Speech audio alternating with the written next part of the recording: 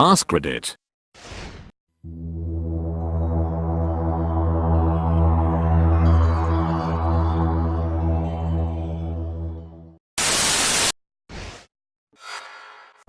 AskReddit. What was your oh shoot, my life is over, my parents are gonna make me commit no oxygen moment you had as a child/teen.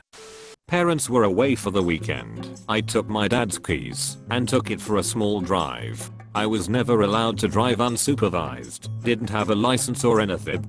Was a thrill. I came back, parked, left the keys in the same drawer he left them in. Monday arrives. I come back from school and my dad asks me to come look at the car with a death glare.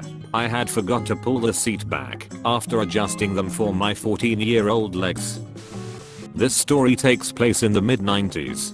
I was 16, skipping school out f***ing around in my car with friends.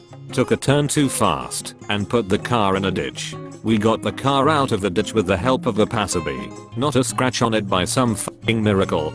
Get home and dad asks, so how was school? In a way that told me he knew full well I wasn't at school. If there is one thing my father instilled in me, it is this: no matter how bad you f*** up, lying about it will only make it worse. Own up, take your punishment, and don't do it again.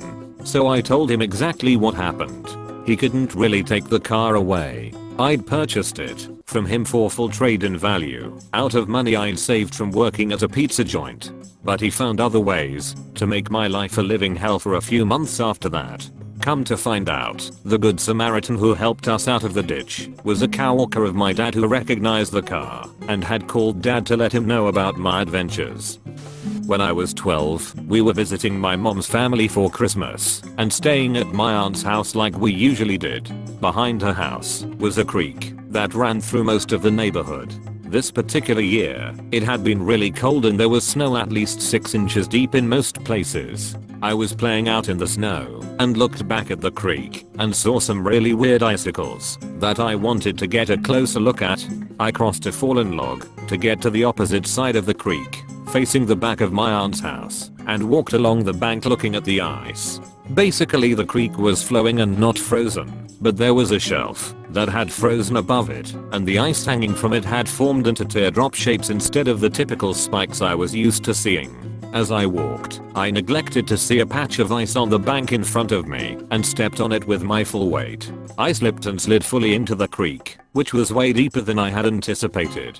I was wearing a winter coat, jeans, and insulated boots, all of which became incredibly heavy when they got wet. I was up to my armpits, trying desperately to stay afloat in freezing cold water and heavy clothes. My only thought was, my mom is going to be so pissed. Obviously I survived that incident. I pulled myself out, stumbled up the bank to a building that I thought was a YMCA and turned out to actually be a fire station. They called my mom. She came to get me. No harm, no foul, and I was not in any trouble, although my entire family still mocks me and asks if I'd like to go for a swim every Christmas. I think I was 4 or 5. There was a rock quarry / gravel pit about a mile from my home that my parents didn't want me going to because a bunch of unseemly youths hung out there. So of course this is where my flying experiment took place. I tied 4 kites to my bike and thought, if I rode fast enough and then took my bike off the steepest bank of the quarry, the kites would lift me off and I'd glide to the bottom.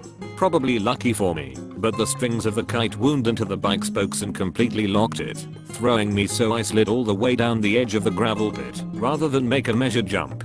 Scraped up to my elbows and from my knees down. All I could think on that painful walk home dragging my busted bike full of kites was how my mom was going to kill me. Suffice to say, when your 5-year-old walks in looking like the finale of Carrie, you don't immediately jump to punishment.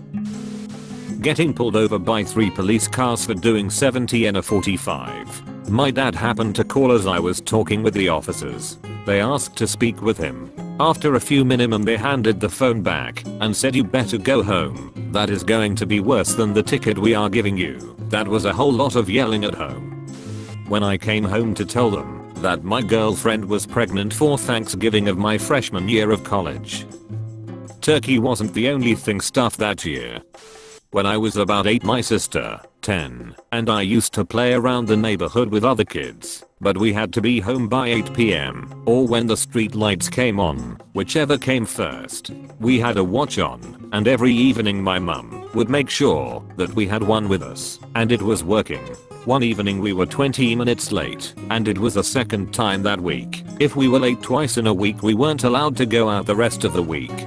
My sister and I were talking by the back garden gate, making up excuses why we were late and making sure we were both on the same page in case she questioned us. We opened the gate to go inside, and my mum was standing on the other side of the gate, arms folded. That was a life flashed before my eyes moment.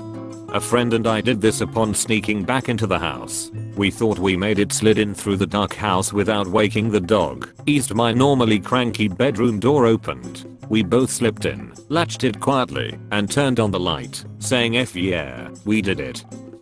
My mom was sitting on my bed. I thought it was a good idea to play with some candles while having a Relotia marathon. Turns out that was a bad idea because I ended up getting distracted and set the family couch on fire. I frantically put it out and threw a blanket over it. I didn't leave that couch for a week. Did you at least look at the blazing inferno and shout Gonda calls for aid? My parents paid for my mobile phone subscription, got a girlfriend, and called a lot more. Too much more. Raked up a €600 bill. My soul left my body that day. My sister and I, in 2010, had just gotten unlimited texting for $25 a month. I was 15 and didn't pay for it. Between us we sent and received almost 30,000 texts that month, which without the plan would have charged us 15 cents a text. End of month, the bill comes round and the cell company never applied the unlimited texting, so we received a $4,500 plus bill. They fixed it quickly, but I never thought I was going to die that much before. I was 10 years old, only pretending to drive a car with my friend in the back seat. I knew not to touch the ignition or the gearbox, so the car is parked on an incline. I lowered the handbrake and the car starts to roll backwards, moving steadily and with increasing momentum towards a concrete wall. Thankfully I knew which one the brake was, so I pressed down on it with all my might and told my friend to get out of the car and call my dad. All the while pressing down on that brake, I thought, yep, today I either die or my dad kills me. I live to tell the tale. So we live in a story colonial. My parents are away on vacation. I'm in the yard and tossing a baseball up in the air and catching it, just a 9-year-old entertaining myself. I think to myself, hey, let's loft it onto the first split level roof and then it'll roll off and I'll catch it. Second toss, crash, shatter sister's window. Grandma was babysitting. Grandma reported I was smoked. I skipped school by leaving the house, climbing on the garage, and waiting for my mum to leave. I jumped down to let myself in as she drove off, and set myself up for a day on my PS1. She then came back as she'd forgotten something, and I wanted to die in a hole. The yelling was something to behold. Didn't do that again. There was a small lizard trapped in our garage under a pile of wood, so I moved some of them, so it could get out. I must have accidentally knocked over a larger plank in the process that landed on my dad's car and went straight through the windshield. Lizard was fine though. My mom left 14-year-old me and my 8-year-old brother alone at home to run an errand. I don't remember what he did, but he royally pissed me off, and I had a bad temper as a teenager. So, I chucked a cordless phone at his face. He started bleeding everywhere, and we both panicked. I had knocked out one of his teeth.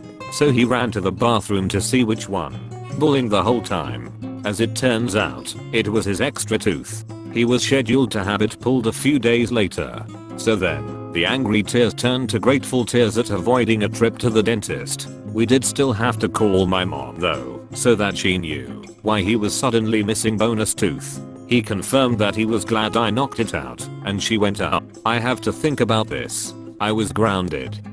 17 years old, had a party while the parents were out of town. I had to work the next day, but timed it so I would have plenty of time to clean before they got home that evening. Came home from work, the sprinklers are on and their car is in the driveway. Driving down my driveway I was anxiety and fear personified. I walk in the house and my mom tells me, your dad had to leave before you got here, otherwise he was afraid of what he might do to you. I put my cheap gel pens in a microwave when I was 11 because they wouldn't work, and my teacher told me that it's because the ink has frozen. Let's say I had to work extra that summer so I could get a new microwave. I was sitting in my back garden with my best friend and we'd recently acquired an air rifle. So obviously we started shooting it at things in an increasingly destructive manner because we were 11. We shook up and banged out a can of Coke and then laughed as it went nuts, spraying its contents everywhere. Then we got a can of deodorant and it was even more ridiculous because it basically went bang, but in a relatively harmless way. Then we got a can of shoe polish. Turns out shoe polish is a little bit flammable, a little bit more flammable than you might expect. The explosion set fire to my stepdad's shed. The can itself went straight up like a surface-to-air missile. Armed police arrived shortly afterwards. At the time I lived in reasonably central London, and this was in 1991, which just happened to be slap bang in the middle of the biggest ever spate of IRA terrorist attacks on the city, and a couple of months after some IRA members had driven a motorboat up the Thames and fired mortar shells at the actual freaking Houses of Parliament. The bollocking we got from the police was extreme. But it was nothing compared to the look in my mother's eyes the whole time it was going on, because my friend and I knew that it was when the police left that things were going to get very bad indeed. The sense of apprehension, even worse than a riot cop carrying a rifle screaming in our faces about how stupid we were. It was horrifying. We were doomed. And so it came to pass. She went absolutely effing mental. My mother is a mild-mannered person, but not that day, not that day. It still terrifies me to think of it almost 30 years later. I had just gotten my first ever job at Ace Hardware, and a week in, my buddies hit me up asking if I wanted to head to the beach for next week, and I was like, yeah, of course. So I told my boss at work a family member died and I couldn't come in the next week. So my boss called my dad, who also works for the owner of the company in a different department, and starts telling him, I'm so sorry for your loss, please let me know if I can do anything to help. And my dad was like, what do you mean? What happened? And he ended up telling my boss I lied about the entire thing. I still got the week off and went on the vacation, but the next few days at my job were nerve-wracking to say the least.